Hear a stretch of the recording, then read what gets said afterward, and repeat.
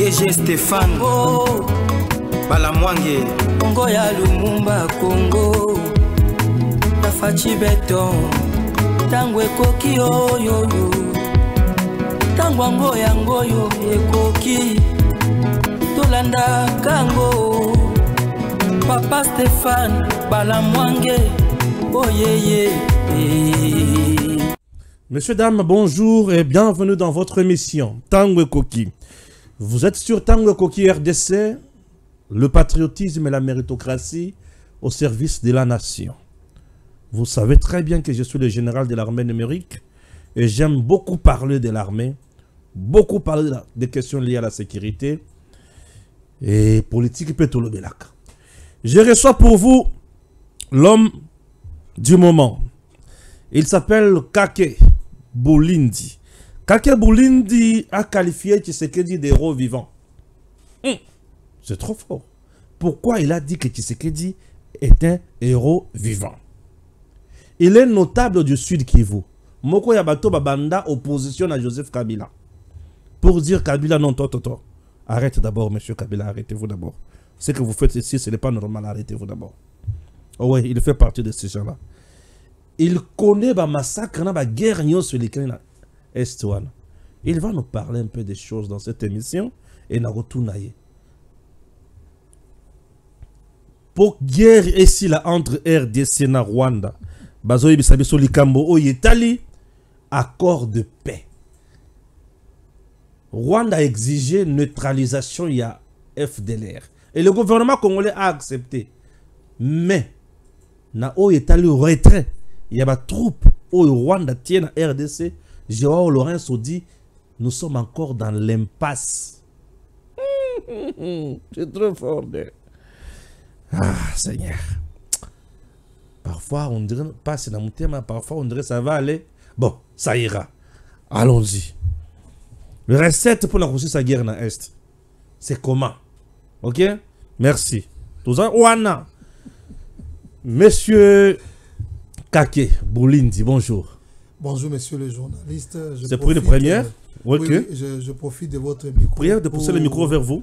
De tirer, voilà. Pour saluer tous les Congolais.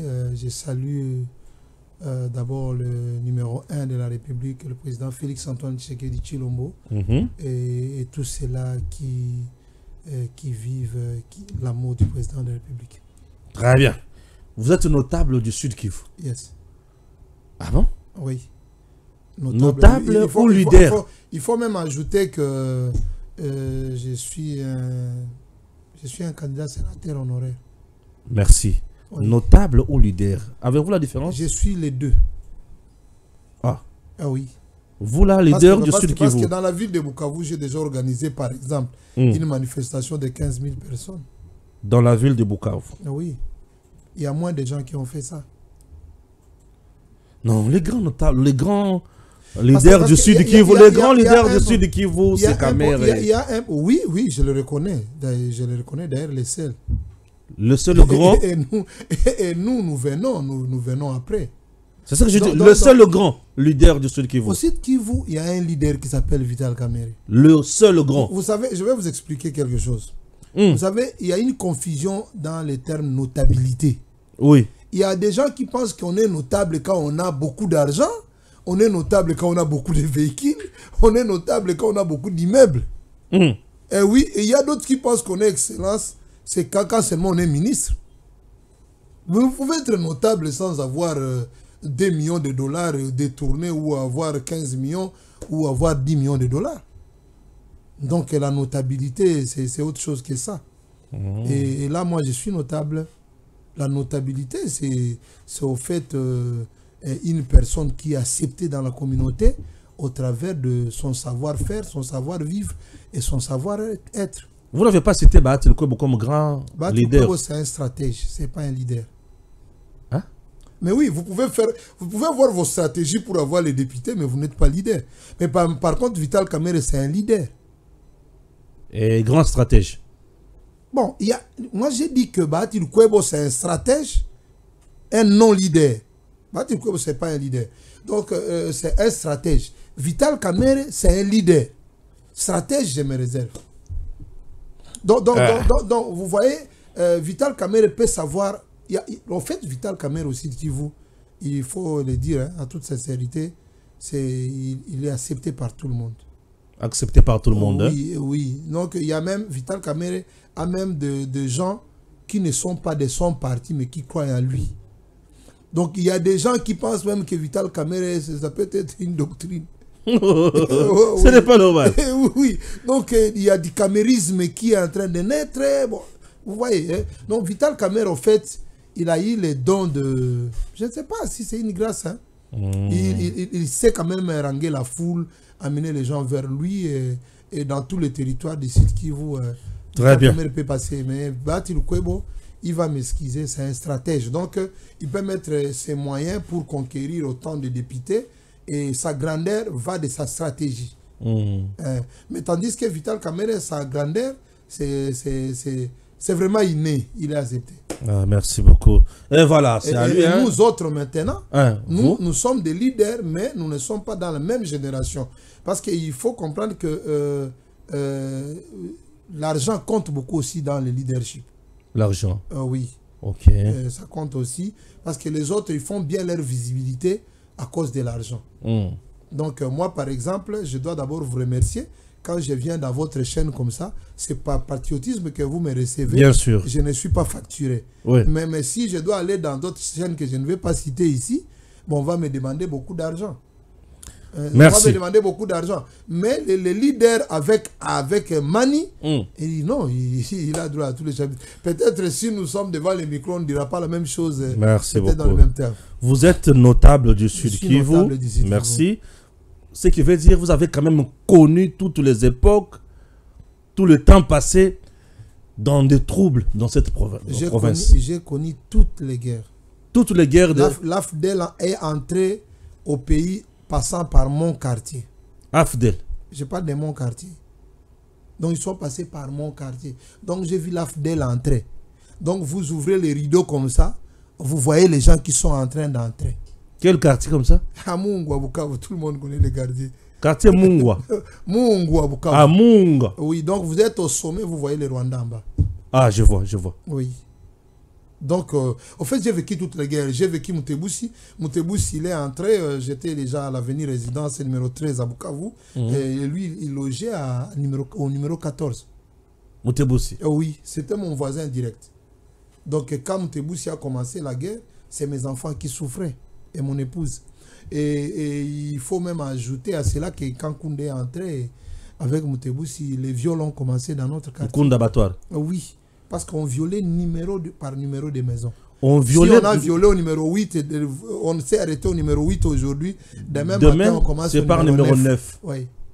Et nous avons évacué la famille pour éviter de vivre ces événements. Donc ce sont des choses qu'on a vécues. J'ai vécu l'RCD. On connaît. Bon, les femmes ont été enterrées vivantes à Chabunda. On était là. Les femmes RCD a enterré des femmes vivantes à Chabunda. Oui, c'est l'histoire qu'il faut retracer. Allez-y. C'est pour cela que moi, oui, j'ai dit qu'il y a que certains Kinois, pour ne pas dire tous, qui acceptent que l'AFDEL c'est la guerre de libération. Mais moi, devant un texte comme ça, mon enfant répond que l'AFDEL c'était une guerre de libération. Je le chasse chez moi. Votre enfant? Oui. Ne peut pas dire que l'AFDEL... Dans un concours, on lui demande si l'AFDEL était une guerre de libération. S'il répond que c'est une guerre de la libération, je les chasse moi. C'est se moquer de tous les Congolais qui ont été victimes de cette guerre et des 12 millions de Congolais qui sont tombés. Et de plus de 130 massacres que nous avons connus dans ces pays. Plus de 130 massacres. Que nous avons connus dans ces pays qui ont eu comme porte d'entrée l'AFDEL. L'AFDEL n'a jamais été une guerre de libération. Un homme sérieux qui est quand même informé ou qui a étudié ne peut pas se permettre de dire ça. C'est vrai. Ah oui. Si vous dites ça, vous vous moquez des Congolais. Plus de 130 massacres. Et aujourd'hui, si notre pays pouvait accepter de m'écouter, parce qu'on écoute ceux qui ont beaucoup d'argent, les millionnaires. Je vais arriver, ne vous en faites pas. Je sais comment je vous amène. On devait arrêter de dire que de célébrer la journée du 17 mai à Kinshasa. Et pourquoi? Au même moment, ça se célèbre à Kigali, en Ouganda. Vous célébrez ça ici. Là-bas, ils célèbrent ça en disant quoi? Mais le 17 mai, ça reflète quoi? la conquête de l'armée congolaise à Kinshasa, l'entrée des Ougandais et des Rwandais à Kinshasa. Vous célébrez ça en quelle qualité? C'est quelle armée? Est-ce que c'est l'armée congolaise qui a conquis Kinshasa? C'est quand on a chassé l'armée loyaliste après les Zaïre. C'est l'entrée, ce n'est même pas la prestation de serment de Mzee Laurent Désiré Kabila. Mzee Laurent Désiré Kabila n'est pas devenu président le 17 mai. C'est l'entrée de l'AFDEL à Kinshasa. Et là, on parle de l'armée rwandaise, ougandaise et tous leurs alliés. Parlez-nous un peu de... Oui. Y compris des Kadogo qui ont suivi. Ah, oui. Vous nous faites couvrir des brèches. Je vais arriver là, ne vous en faites pas. Je sais comment je vous amène. Voilà, parlez-nous un peu de massacres dans le sud Kivu. Je ne parle pas seulement de massacres au sud Kivu. Parce que si je parle de massacres au sud Kivu, c'est comme si j'oublie qu'il y a eu massacre à Beni. C'est comme si j'oublie qu'il y a eu des massacres au Maniema. C'est comme si j'oublie qu'à Tingi-Tingi, on a placé les enfants sur une route et les camions sont passés sur ces enfants. À Tingi-Tingi. On a placé... Mon frère. S'il vous plaît, à Tingi-Tingi, on a placé les enfants sur la route. Et les camions des Rwandais sont venus monter dessus. On est déjà entré dans l'émission où on est à l'introduction. Nous sommes toujours à l'introduction générale. Question d'amener les gens quelque part. Donc, dans ces pays, on est entré dans une maison. On a vu un papa avec sa femme. On a violé la femme devant ses enfants. On a levé une lame de rasoir sur une poche. On a coupé les seins des mamans. On a arraché ses appareils génitaux après avoir mis un tronc d'arbre dedans devant les enfants. Dans ces pays. Dans ces pays, on est entré dans une église. On a tué les intercesseurs, y compris les femmes enceintes, égorgées devant tout le monde et devant l'église. Dans ces Congos. Ces pays, je termine par la question que vous allez me poser à la fin. La fin de cette guerre. La fin de cette guerre, parce que vous l'avez dit à l'introduction, et vous allez me poser ça. La réponse c'est Félix Tshisekedi. Merci, je vais arriver là. Alors, vous avez connu plusieurs massacres. Je viens de comprendre. Il y en a eu plus de 130 massacres dans ces pays. Il y a eu des massacres, y compris dans le territoire de la première dame et dans son village, à Cagnola. Il s'agit de quelle première dame? Il y en a combien? Il y a une. Maman Denise. Maman Denise. Ok. Dans son village. Dans son territoire, on dit que... J'ai pas de son village. Elle est de quel territoire, Maman Denise? Maman Denise est de Walungu. Le village? Cagnola. Cagnola, ok. Oui. Donc, dans son village, il y a eu massacre. Donc, il y a eu beaucoup de massacres. Le dernier massacre que nous avons connu au sud Kivu, c'est le massacre de Moutaroli. Dans les règnes de 18 ans. Parce que je dois dire qu'au sud Kivu, depuis que... Je suis en train maintenant d'arriver là. Depuis que le président Félix est arrivé, non. Au moins nous, on a respiré en termes de massacre. Non. Vous êtes allé trop vite en besogne. Maintenant, c'est Mzee qui passe. Ah oui. D'un coup, nous sommes 1 plus 4. Non, quand vous dites que c'est Mzee qui passe, je ne suis pas d'accord avec vous. Je pose la question seulement, c'est à vous de nous éclaircir. Oui, Mzee est passé comment? Non, il est assassiné, non? Bon. Mzee qui passe. Oui, Mzee est assassiné. Oui. Nous sommes dans la formule 1 plus 4. Oui. Parlez-nous un peu de l'Est encore. Là, c'est Joseph Kabila qui est le président. Bon, oui. Nous avons qui... chargé de défense et sécurité, Robert-Roi. Mzee enfante les secrets, l'RCD. Oui. C'est Mzee qui enfante l'RCD. Mais mon frère, quand Mzee demande aux Rwandais de rentrer, automatiquement l'RCD est né. Bien sûr. L'RCD est né. Parce que la première chose que vous devez comprendre, c'est que l'M23, c'est le petit-fils de l'AFDEL. Hein? L'M23 qu'on est en train de combattre ici, on ne peut pas parler du M23 sans parler de l'AFDEL. C'est comme si vous parlez des conséquences sans parler des causes. Mais oui. Donc l'AFDEL est entré. L'AFDEL, quand Mzee Laurent Désiré Kabila a demandé aux Rwandais de rentrer, c'est la naissance de l'RCD. L'RCD, ils sont entrés avec Joseph Kabila dans le gouvernement. Par complicité ou par arrangement. Ils ont laissé Koundabatoire et son équipe ne pas intégrer l'armée nationale. Et Koundabatoire a créé le CNDP. Le CNDP a créé l'M23. Ils ont laissé Bosco Ntaganda. Bosco Ntaganda, c'est comme ça, au fait. C'est un complot où vous entrez, vous laissez une autre partie qui continue. Donc vous vous occupez de l'Ouest et le pays, les autres continuent avec les revendications. Les revendications du M23 ici, c'est les mêmes revendications de l'AFDEL. Mais Kabila a mis fin à ça en 2013, non? C'est un mensonge qui peut être consommé à Kinshasa. C'est un mensonge. Kabila a mis fin au M23. C'est un mensonge qui se consomme à Kinshasa. Mais un homme sérieux de l'Est ne peut pas consommer ça. On n'a jamais mis fin à M23 au fait. Et quand on veut faire porter ça au président de la République, malheureusement, ceux qui ont les plateaux pour éclairer la population par rapport à cette question, comme les plateaux coûtent cher, ils n'ont pas accès au plateau pour donner la lumière par rapport à ces questions. Oh, vous avez les plateaux. Éclairer alors l'opinion. En fait, il y a ça. Oui. C'est Mbouza Mabé qui chasse le M23. Non, Mbouza Mabé a chassé... CNDP. Non. Mbouza Mabé a chassé Kunda et Mutebousi. Ok.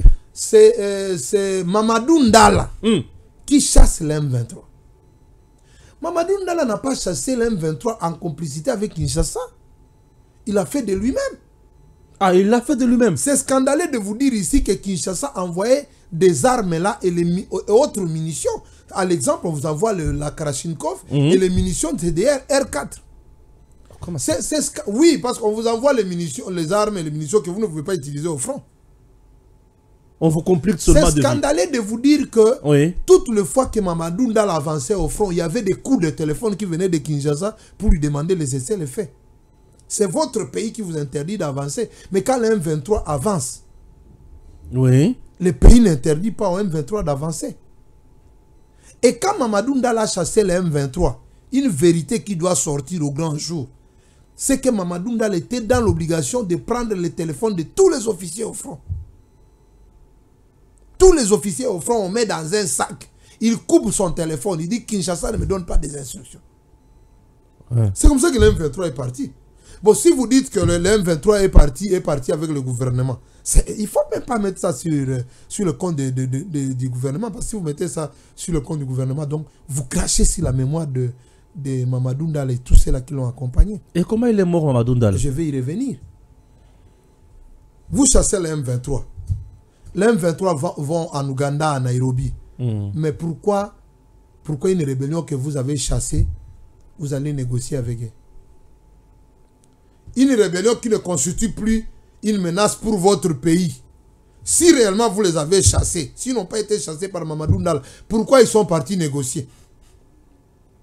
Un bandit qui entre dans votre maison, vous parvenez quand même à l'ébouter hors d'état de nuire. Il est à l'extérieur, mais vous dites non, on doit aller demander au bandit qu'est-ce qu'il cherchait. On doit parler avec le bandit pour savoir ses plaintes. C'est une complicité ou c'est vous-même qui faites la guerre contre votre pays?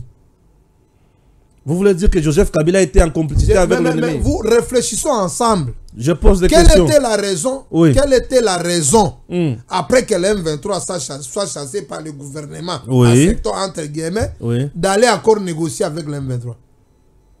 Si ce n'était pas Mamadou Ndala qui les a chassés, et le constat c'est que Mamadou Ndala a été tué, et puis on va négocier avec l'M23. Et Mamadou Ndala a été tué ou bien il est tombé dans une embuscade? Bon, selon vous, oui. Et Baouma et Mbouza Mabé. Et pour... Je peux vous citer une liste des gens. Vous avez l'idée sur la mort de Mamadou Ndala? Je peux vous citer la liste des personnes qui ont été tuées pour avoir tourné les canons aux rebelles du M23 et RCD. Allez-y. Nous risquons de ne pas terminer votre... Nous allons terminer, ne vous en faites pas, allez-y. Je reviens pour ne pas perdre les auditeurs. Donc, vous pouvez retenir ici à Kinshasa que le régime de 18 ans n'a jamais chassé le M23. Mamadou Ndala les a chassés, et Baouma, et ils ont fait un accord pour les ramener au pays. Et le M23, c'était un allié du PPRD. Oui, ils ont transformé le M23 en parti politique allié au PPRD. Ça, au moins, vous devez connaître ça. Donc, on ne peut pas se dire ici que non, le M23 a été chassé et Félix Tshisekedi, dans son régime, on est venu renégocier avec le M23. Les jours qu'on dira aux Congolais, le contenu de cet accord du M23, je pense qu'il y en a qui déchireront leurs habits. Vous avez l'idée sur ça? Non, il s'agit seulement de la balkanisation. Je m'arrête par ça parce que nous ne sommes pas dans une conférence. C'est un projet de balkanisation. Pillage des ressources naturelles dans ces pays. Vous allez signer, vous êtes au pouvoir, vous allez signer un accord qui vend votre pays. Ça, c'est Joseph Kabila. Non, je n'ai pas dit, c'est vous. C'est vous qui le dites.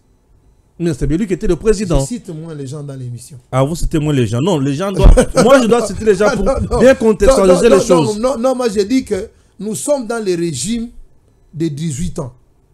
Parce que ceux qui sont de 18 ans, vous chassez l'M23, vous signez l'accord du M. Parce que je ne sais pas si les gens savent que le M23, la M et 23, c'est l'accord du 23 mars. Donc il ne faut pas qu'on prenne ça comme le nom. C'est l'accord du... Donc ce qu'il revendique au président Félix Tshisekedi, c'est de respecter l'accord du 23 mars qui a été signé dans le règne de 18 ans. Et quand le président de la République regarde cet accord, il dit, mais si je signe ça, je sacrifie tous les Congolais. Aucun Congolais. Donc c'est une haute trahison pour le président de la République d'accepter ça.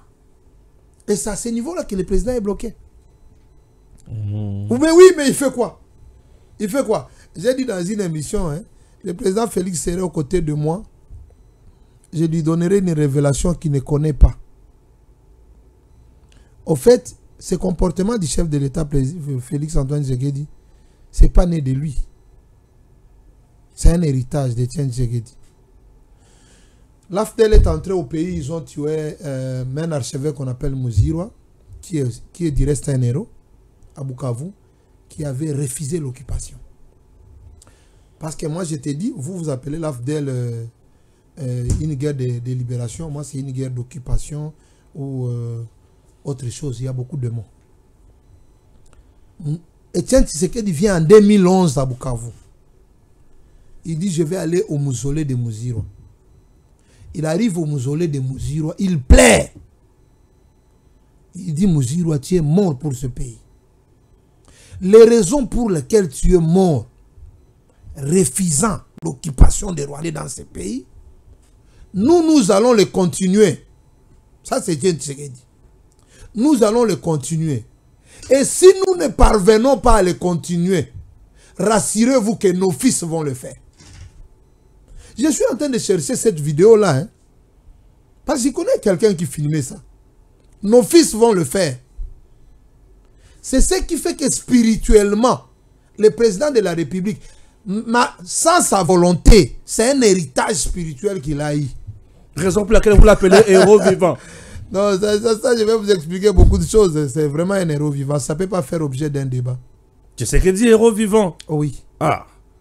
Là, je parle de Félix Tshisekedi. Félix Tshisekedi héros vivant. Oh oui. Mais comment héros vivant, papa? On dit qu'il a échoué, il n'arrive pas à mettre fin à la guerre à l'Est. Vous l'appelez héros vivant. Bon, les gens doivent savoir que la guerre que nous faisons, ce n'est pas seulement contre le Rwanda. C'est comme Poutine qui est en train de se battre avec l'Ukraine. Si quelqu'un dit que Poutine se bat avec l'Ukraine, vous pensez que vraiment Poutine se bat avec l'Ukraine? Ou il se bat avec les États-Unis, l'Union européenne et tout ce monde-là? Je vais te scandaliser en te disant une chose. D'abord, j'ai déjà dit quelque chose là que je ne vais pas répéter ici. Félix Tshisekedi, c'est un civil. Ouais. Restez plus au micro, hein. Voilà, merci. Félix Tshisekedi, c'est un civil. Après Kasavubu, ce pays a connu seulement de présidents militaires. Ce pays a connu des présidents militaires. Mobutu militaire. Mobutu et tout le monde ne sait même pas la peine de les citer. Celui de 18 ans même militaire, Kadogo, tout ça en Chine, formation, revenu. Mouzé était aussi militaire? Mais oui. Ok. Moba 1, Moba 2 au front. Ouais. Maquisard. Maquisard, ouais. Félix Tshisekedi, c'est le premier président civil, après Kasavubu, qui a songé à la réforme de l'armée. Si je vous dis comment le règne de 18 ans a laissé notre armée, c'est comme vous avez un président prêtre qui oublie l'église. Quand vous êtes un militaire, ça signifie que dès que vous êtes au pouvoir, votre premier réflexe, ça sera autour de l'armée. Vous connaissez comment on manie l'arme. Vous savez comment vous avez souffert étant militaire. Avec l'uniforme militaire, j'ai vu dans ces pays un militaire qui colle sa tenue militaire avec un morceau de jean. Parce que seulement, c'est troué partout. Il n'y a pas de tenue en échange. Et il essaie un peu de couper les jeans. Le jean noir, il ajoute là-bas. J'ai vu des militaires en babouche. Aujourd'hui, l'embargo militaire est sorti par un président civil. Aujourd'hui, nos militaires sont les militaires les plus propres de l'Afrique centrale. Quand vous regardez la JR ici, vous regardez Pentagone aux États-Unis. En termes de présentation, c'est la même chose. Pentagone, là je parle de Pentagone. Un civil qui a mis $1 milliard dans le budget de l'armée. Un civil. Mais mon cher ami, si vous refusez de comprendre que Félix Tshisekedi c'est un héros, c'est une question de mauvaise foi. Pourquoi j'ai dit que Félix Tshisekedi c'est un héros encore? Félix Tshisekedi, ce qu'il a amené dans ces pays, il y en a 2 ou 3. D'abord, premièrement, c'est une dimension spirituelle. Ces pays, là je parle en tant qu'évangéliste, avec Mobutu et le reste, ces pays a été condamné dans le mysticisme, dans la magie et dans une malédiction qui pouvait conduire ces pays à souffrir pendant plusieurs années. On peut essayer, il y a beaucoup de références. On a suivi le Sakombi Nongo, je ne sais pas si vous avez eu l'occasion de suivre ça. Nous, on a suivi. Le président Félix Tshisekedi a réconcilié ces pays avec Dieu. Beaucoup de gens négligent ça. Mais nous, les éclairés, nous savons ce que ça signifie. Parce que le spirituel pèse sur le physique. Il nous a réconciliés avec Dieu. Il nous a réconciliés avec Israël. Ça, c'est la Bible. Je ne vais pas passer une émission. Si les jours que vous voudrez qu'on parle de ça spirituellement, je viendrai. Je rentre sur le physique. Okay. Il a commencé la réforme de l'armée. Il a trouvé une armée infiltrée jusqu'au cou. Infiltrée jusqu'au cou. Des officiers étrangers qui avaient de grandes responsabilités dans ces pays. Il a nettoyé l'armée. Il s'est bâti pour que ces pays, la République démocratique du Congo, les Congolais soient respectés. Parce que l'identité des Congolais, au niveau de l'étranger, ça représentait de l'humiliation, de la honte, du vol, des détourneurs et consorts. Maintenant, aujourd'hui, on peut nous respecter. Vous avez un passeport congolais, on peut vous faire respecter. Mais les raisonnements de nous qui sommes à l'Est et de ceux qui sont à l'Ouest, il y a une différence. La différence, c'est quoi?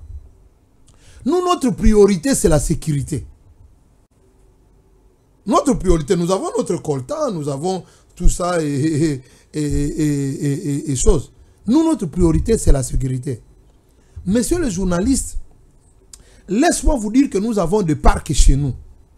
Nous avons le parc de Kaouzi, le parc de Virunga. Et dans ce parc-là que nous avons chez nous, il y a des animaux qu'on appelle les animaux protégés. Ça signifie, vous voyez les éléphants, vous tuez un éléphant, c'est le monde entier, c'est France 24. Vous tuez une famille des éléphants, c'est France 24 le matin qui en parle. Vous tuez le python, un serpent, c'est le matin, ce sont des races protégées. Mais vous tuez 1000 Congolais, on n'en parle pas. La vie des Congolais coûte moins cher. Et surtout les Congolais de l'Est. Vous tuez une famille d'éléphants, il y aura des conférences qui se tiendront à Paris, aux États-Unis et partout. Une famille d'éléphants a été tuée au Congo. Mais vous tuez des gens à Makobola. Il y a des gens qui disent il faut amnistier, il faut pardonner. Il ne faut même pas condamner. Ouais. Surtout l'amnistie là, c'est compliqué. Hein? Donc il ne faut pas condamner. Et en plus, prenez ces gens-là, ajoutez-les dans l'armée congolaise. Félix Tshisekedi dit non. Dans cette situation-là, on dit que le pays est occupé, nous sommes en guerre, c'est vrai. Nous sommes en guerre contre beaucoup de lobbies. Nous sommes en guerre contre la communauté internationale. Certains membres de la communauté internationale, certaines branches. Nous sommes en guerre contre les pouvoirs des États-Unis et tout ça. Il y a d'implications de beaucoup de pays. Et ces pays-là, Félix Tshisekedi a choisi de les rencontrer, de parler avec eux, de leur expliquer. De leur expliquer, parce que cette partie de la République en guerre, c'est une partie extrêmement riche. Pour votre information, le site Kivu, à l'heure où je vous parle, c'est la plus grande réserve de l'or au monde. Le Sud Kivu. Tous les 8 territoires, en bas c'est l'or. Et les Blancs n'acceptent pas que ça reste comme ça. Et Félix Tshisekedi se bat pour nous rétablir la paix. Avec Mosé Laurent Désiré Kabila, il a commencé la guerre contre le Rwanda. En une année, 70% de la République était déjà partie. Mais Félix Tshisekedi fait à peu près maintenant 3 ans. Et dans les 3 ans, il n'y a que 3 territoires et demi qui sont touchés. Et il continue à se battre. Un monsieur comme ça, on n'en a pas eu. Et si on a appelé Mosé héros, après avoir perdu 70% de la République, mais je me pose, même si on était injuste, peut-être c'est le visage du président de la République qui ne vous intéresse pas. Mais mon cher, c'est juste sa taille qui vous gêne. Mais comment quelqu'un qui a protégé le pays, vous pensez, je pose cette question à quelqu'un parce que je ne suis pas autorisé de vous poser des questions. Vous pensez que le M23 ne prend pas Goma parce qu'ils ne veulent pas prendre Goma? Vous pensez que le M23 n'arrive pas à Kisangani à Butembo parce qu'ils ne veulent pas arriver à Butembo? Vous pensez que le M23 ne veut pas venir à Kinshasa? Combien de fois ils ont dit qu'ils vont venir à Kinshasa? Combien de fois ils ont dit qu'ils vont prendre Bukavu? Combien de fois? Mais pourquoi ils n'arrivent pas? Parce qu'il y a un président qui sécurise ces partis. Et ça, nous voyons. Si vous, à Kinshasa, vous refusez de voir, vous voulez que nous nous comportons comme vous. Kunda a commencé à Goma, il est arrivé à Bukavu dans 2 semaines. La guerre d'Nkunda, quand il a commencé à Goma avec Mdebouzi, en 2 semaines, il était déjà là-bas. Dans le règne de Kabila, vous n'avez jamais appris que le M23 a pris Goma. Ouais. Mais vous pensez que le M23 ne veut pas prendre Goma? Mais quand vous dites que la guerre continue, vous pensez qu'il ne veut pas prendre Goma? Non, la guerre continue. La guerre continue. Le président, il le fait de bonnes manières. Mais la méchanceté, c'est quoi, mon frère? La méchanceté, c'est de voir que le président de la République, il nous a donné ce que personne ne nous a donné, l'amour du pays. Si vous voulez que je vous explique ça très bien. Le Congo est aimé par tout le monde, mais les Congolais ne sont pas aimés par tout le monde. Tout le monde aime les Congolais. Fayulu aime les... Et le Congo, Fayulu aime le Congo, le Rwanda, l'Ouganda, les restes. Moïse Katumbi et les restes. Ils aiment le Congo. Parce que quand vous aimez le Congo, vous aimez l'argent du Congo, les richesses et sous-sol du Congo, vous aimez les sols du Congo, vous aimez le pouvoir du Congo. Mais aimer les Congolais, c'est Félix Tshisekedi, mon frère. Et c'est ça la différence. Aimer les Congolais, c'est... Parce que même les Rwandais aiment le Congo. Cette guerre, c'est la guerre de l'amour. Les gens veulent avoir le Congo. Nous aimons les richesses du Congo. Mais aimer les Congolais, c'est autre chose. Aimer les Congolais, c'est interdire aux autres de nous rendre minables. C'est dire aux autres que la vie des Congolais, c'est égal à la vie des Ukrainiens. La vie des Congolais, c'est vraiment un Congolais n'est pas moins citoyen qu'un Américain. Un Congolais n'est pas moins citoyen qu'un Rwandais. On tue tout un village, on tue 1000 personnes, on appelle ça massacre. Il y a des communautés où si vous tuez 3 personnes, on appelle ça génocide. Mais mes frères, mais il y a quoi? On vous dit que vous voulez exterminer une race. Nous sommes à 15 millions de morts. La communauté internationale refuse d'accepter que nous sommes dans les génocides. Dans le règne de 18 ans, on vous a parlé de génocide ici. On vient de terminer une cérémonie ici où on a parlé du génocide. Mais mon frère, comment vous voulez qu'on ne parle pas d'un héros dans ce pays? Non, en fait, moi, bon, je me dis chacun a ses sentiments. Le président de la République, quand il s'agit de questions de guerre, et il a dit, tous ceux-là qui aiment les Congolais, ils ne pouvaient pas s'opposer au chef de l'État. Dans le contexte actuel, on ne devait pas avoir d'opposition. On pouvait avoir, par exemple, l'opposition sur le taux des dollars, et on pouvait avoir peut-être opposition sur autre chose. Vous voyez, il y a encore à faire. Mais en ce qui concerne la guerre, tous ces Moïse Katumbi, je ne sais pas, vous les appelez Fayoul et tout ça, ils devaient quand même se joindre au chef de l'État. Nous avons des opposants ici qui se sont mariés dans des pays où, bon, je refuse de dire tout. Mais mon frère, bon, pourquoi vous ne vous joignez pas au chef de l'État pour des questions de sécurité? Vous vous opposez au chef de l'État pour gérer l'or du pays, les diamants du pays, les coltans du pays. Vous êtes opposant. Mais vous êtes opposant parce que vous voulez gérer le pays. Mais le Congolais, si on nous tue, vous gérez qui? C'est ça. Donc moi, j'estime que le président a ouvert les portes. Il a dit, le ministre de la Justice est un opposant. Il a compris qu'il doit venir soutenir le chef de l'État. D'ailleurs, je le salue.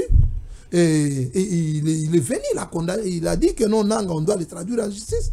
Et Kagame, c'est ce que nous attendons de l'opposition. Nous, les gens de l'Est. Joindre le chef de l'État pour le combat de la paix. Parce que le combat de la paix, ce n'est pas le seul combat de Félix Tshisekedi. Le combat de la paix, c'est un combat de tous les Congolais. Musiciens que vous êtes, vous arrivez dans un plateau, vous dites qu'on ne se bat pas. Mais mes chers amis, vous êtes dans quoi ici? Au même moment, vous dites qu'on ne se bat pas, les Ouazalendo sont en train de mourir au front. Vous savez, vous avez la chance de savoir seulement quand on avance, le M23 et les autres occupent les villages au Congo. Mais mes chers amis, il y a des deuils qui se passent en face. Des bennes de cadavres qui vont en face. Il y a des bennes de cadavres. Il y a des deuils qui se passent et les amis, pour eux, il faut se taire. Ce n'est pas comme au Congo, où quand on a occupé 1 mètre, vous allez vous dire qu'on ne se bat pas. Vous allez vous dire qu'on n'a aucune force. Si on vous disait le nombre de gens qui sont tombés, c'est parce que ce n'est pas un pays. Si c'était la guerre que nous avions seulement contre le Rwanda, ça ne pouvait même pas nous faire des semaines. Vous avez vu dans une guerre où un rebelle vient avec des orgues de Staline, je ne sais pas si vous en savez quelque chose, des antimissiles, des drones, un rebelle. C'est venu d'où? Mais mon cher ami, le président Félix Tshisekedi a lutté tout ça. Et le M23 qui a quitté Goma pour 2 semaines à Bukavu, déjà 3 ans, il ne s'est pas arrivé à Goma. Très bien, c'est compris. Le président Tshisekedi, héros vivant, bien sûr, c'est selon M. Kaké qui a argumenté. Et il semble aussi convaincre à un moment donné. Bon, merci. Il s'agit de la République démocratique du Congo. Tous nous devons nous unir pour une seule cause, c'est la patrie. On doit protéger la patrie. Ça, c'est très, très important.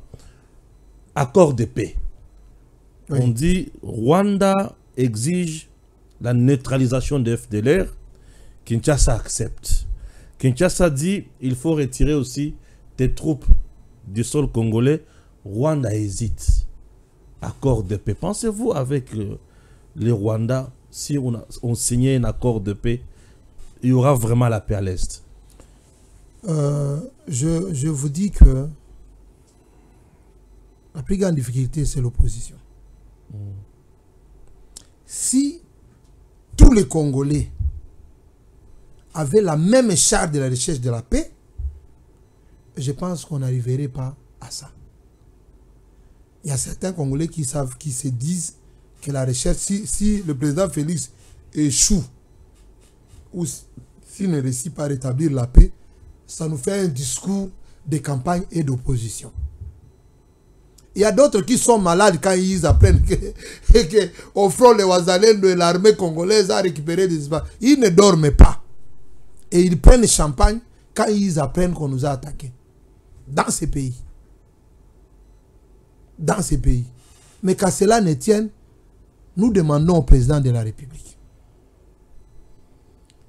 qu'il continue à se battre. Il a l'appui de la population. Le président de la République a été voté très massivement au Nord Kivu et au Sud Kivu. Et le seul discours, c'est la paix. C'est la paix. Parce que nous croyons que l'unique espoir qui nous reste actuellement, d'abord c'est Dieu, pour établir la paix chez nous, s'appelle Félix Tshisekedi. Et tout ce que cet homme-là fera pour nous donner la paix, nous allons l'observer parce que nous savons qu'il a l'amour de ces pays.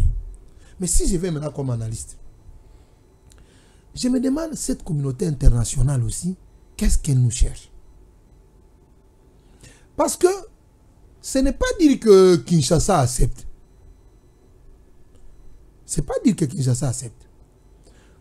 Bon, j'ai appris quand même qu'il y aura aussi des accompagnements étrangers. Il y a des troupes qui viendront nous aider. Mais il y a des soucis. L'RCD a occupé l'Est de la République démocratique du Congo pendant 5 ans. Ils n'ont jamais chassé les FDLR. L'RCD, quand je parle de l'RCD, principalement, c'était le Rwanda.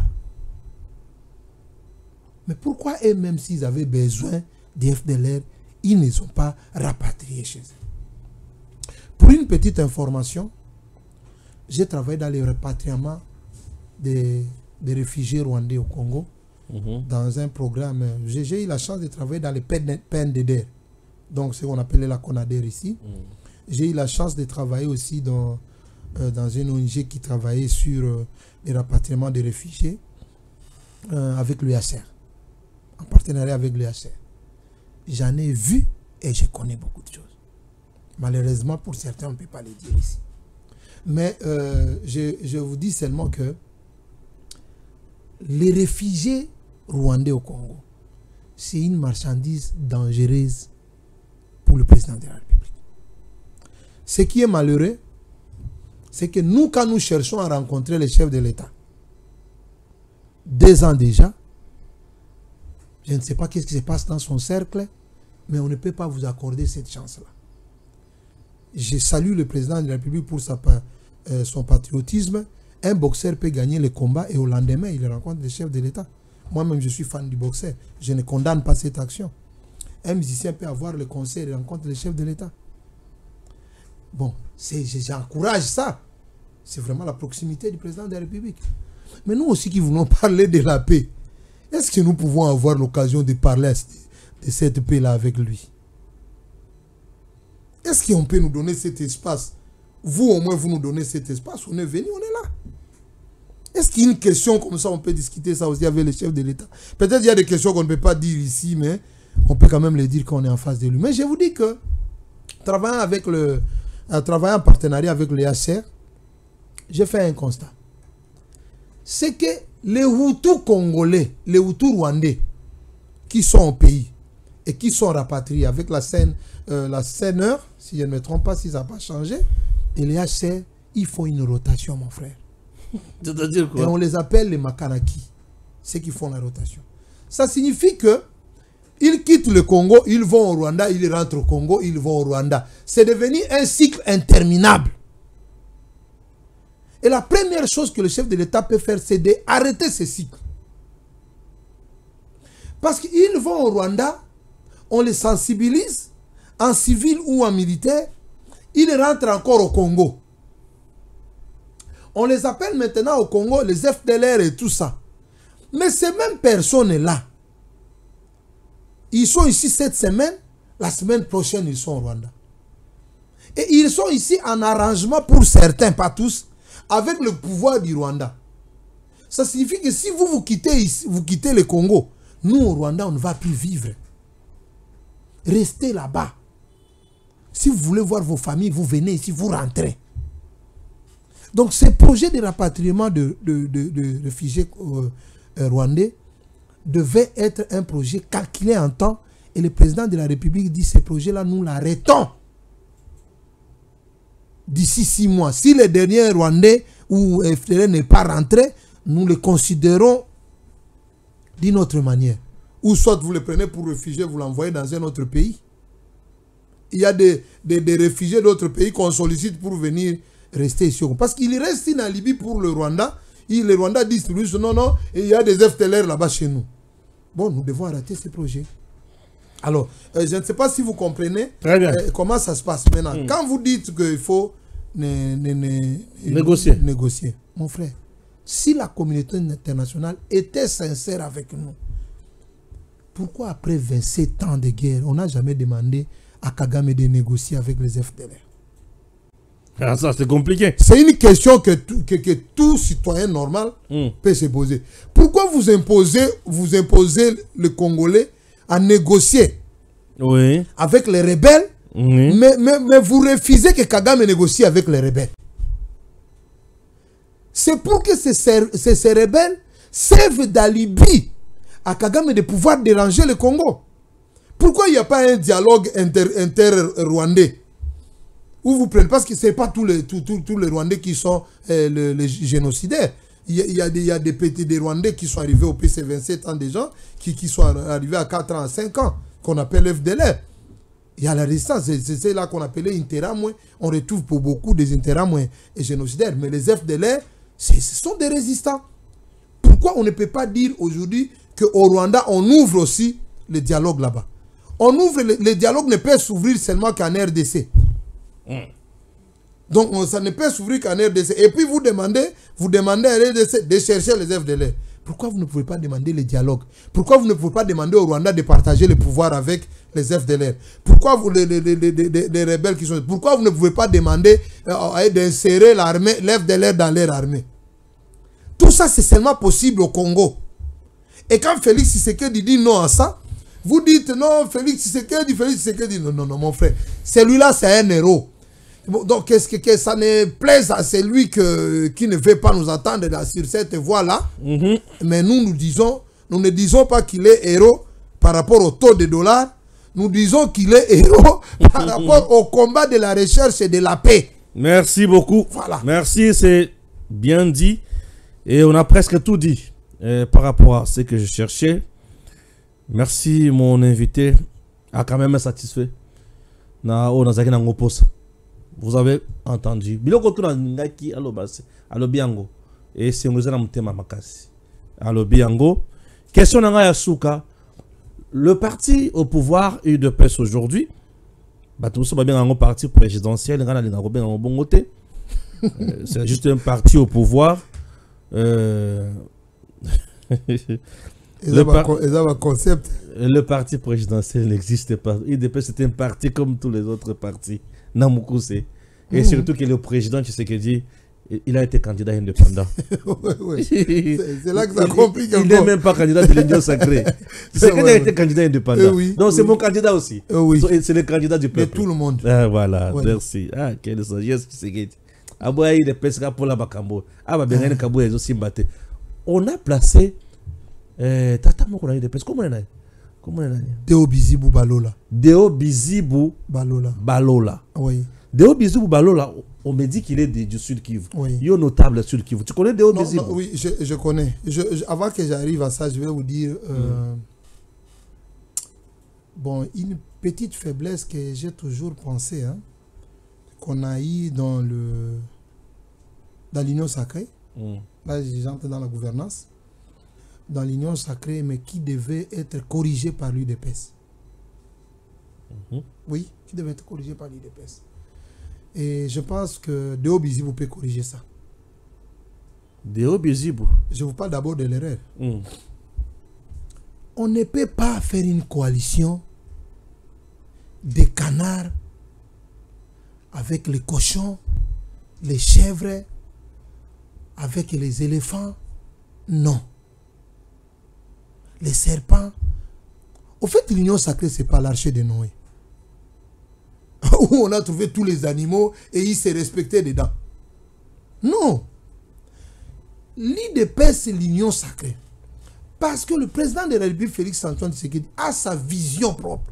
Il a ses objectifs. Et c'est lui qui est le répondant. Au moins, il y a un non, biloko aboye, taux de dollars, on dit tout ça. Baloba, maman, l'Union sacrée, non, non. Oh, Félix Tshisekedi a cocaté. Avant que les gens adhèrent dans l'Union sacrée, il fallait qu'il y ait une école idéologique. Au y a une union sacrée de Onangaï, au outil PPRD, au outil RCD, totié en avion, tomemi on a Kiboma. On va Nikuna, 3 semaines, 1 mois, idéologie. Voilà ce que veut Félix Tshisekedi. On met ça dans les bouquets. Moutoua telemi liboso na bino, aeko pe sabino kou. Voilà le tshisekedisme, voilà le fascisme. Ce que Félix Tshisekedi attend de vous dans l'Union sacrée, ce n'est pas le détournement. Ce n'est pas le vol. Ce n'est pas le pillage des ressources minières. On vous dit sa vision parce qu'il a une vision claire. Et là-bas, après 2 mois, on vous dit que si vous ne faites pas ça, on vous nomme ministre ministre, ça signifie être aux côtés de la prison. Donc si vous ne respectez pas notre charte, voilà, vous allez faire la prison. Ça n'a jamais été fait, mon frère. Dans les 145 territoires, le programme de 145 territoires a un défaut grave que le ministre de la Justice, qui est en train de me suivre ici, doit vite corriger. Malheureusement, ça a déjà décollé, peut-être dans sa suite. Les 145 territoires, on devait avoir une prison dans chaque territoire. Avant de construire le bureau d'administrateur du territoire, d'entrer dans les programmes de l'agriculture et tout ça, on devait commencer d'abord par les bureaux. Parce que Étienne Tshisekedi, il fondait sa politique sur un état de droit. On ne va pas parler de l'état de droit sans prison. Je suis étonné que 5 ans après, la prison Makala n'est pas déjà à 5 niveaux. On devait même laisser la construction de l'établissement de finances ici. On construit d'abord la prison Makala et d'autres prisons. Parce que quand les ministres et les gens qui entrent dans le gouvernement voient les prisons en train de se construire dans chaque territoire, ils vont comprendre qu'il y a du sérieux. Parce qu'il y a des prisons où quand vous mettez quelqu'un, c'est les droits de l'homme, on vous dit non, ça c'est tuer quelqu'un. Qu'on revienne à la construction des prisons. On peut même laisser certaines routes. Construisez les prisons. Oui. Donc, alors, nous rentrons, si l'IDPS peut récupérer ça, la formation idéologique, le chef de l'État dit qu'il y aura un gouvernement prochainement. Non, non, avant d'entrer dans le gouvernement, on vous dit ce que veut le chef de l'État. Vous n'entrez pas seulement comme ça. Et ça a créé beaucoup de conséquences. Deo Bizibu Balola, c'est vraiment, parce que les gens ne le connaissent pas plus peut-être ici à Kin, celui-là, c'est un Tshisekediste du sang. Donc, sa loyauté vis-à-vis d'Étienne Tshisekedi, le père, et Félix Tshisekedi ne peut pas être remise en cause. Il est très loyal que vous ne pouvez pas vous imaginer. Deo Bizibu Balola. Deo Bizibu Balola, en termes de cerveau, c'est un monsieur qui a un très bon cerveau. On peut compter sur lui. Très intelligent. Deo Bizibu Balola que vous voyez là-bas, en termes de transparence, on a connu ça. Vous allez à l'époque à Bukavu, là, il avait un bureau dans un quartier qu'on appelle la Voie du Congo. Il mettait un tableau à l'extérieur, où il écrit montant entrée, montant sortie, comment on a dépensé au bureau. J'ai jamais vu ça. Hein. J'ai jamais vu une telle transparence depuis que moi j'existe. Donc, tout ce que le parti a réussi, tout ce que le parti a dépensé, affectation, même les petits combattants, les plus petits combattants, il entre, il voit. Très important. Deo Bizibu Balola. Et moi, je pense que ça serait une grande opportunité, un grand décollage, d'avoir un monsieur comme Deo Bizibu Balola. Je ne suis pas contre quelqu'un. Et les plus grandes valeurs, la chose la plus importante, ça peut être aussi l'adhésion des gens de l'Est. Dans l'UDPS. Bon, certains pensent que les gens de l'Est veulent récupérer l'UDPS pour bien contourner les choses. Non, c'est pas ça. L'UDPS doit être implanté. D'abord, c'est implanté sur toute l'étendue de la République. Oui. Mais vous devez savoir que le Congo, c'est un pays continent. Oui. L'UDPS peut être trop fort peut-être à Kinshasa, au Kasaï, et moins fort peut-être au Katanga. Mais avec les éléments qu'il place sur ce terrain, ça peut donner peut-être confiance. Tu vois un secrétaire général qui parle Swahili. Ça peut amener l'adhésion de certaines personnes dans l'IDPS. Et ça, c'est très important dans un parti. Très bien. Merci beaucoup. Ça a été pour nous un plaisir de recevoir pour vous Monsieur Kaké, qui nous a bien nourri avec la matière. Que Dieu bénisse la République démocratique du Congo. À très bientôt. C'était un honneur pour moi d'être aussi avec vous. Merci. DG Stéphane Balamwange Congo ya Lumumba Congo Tafachi Beton Tangwe koki yo Tangwango yangoyo ekoki Tolanda kango Papa Stéphane Balamwange, oh yeah yeah.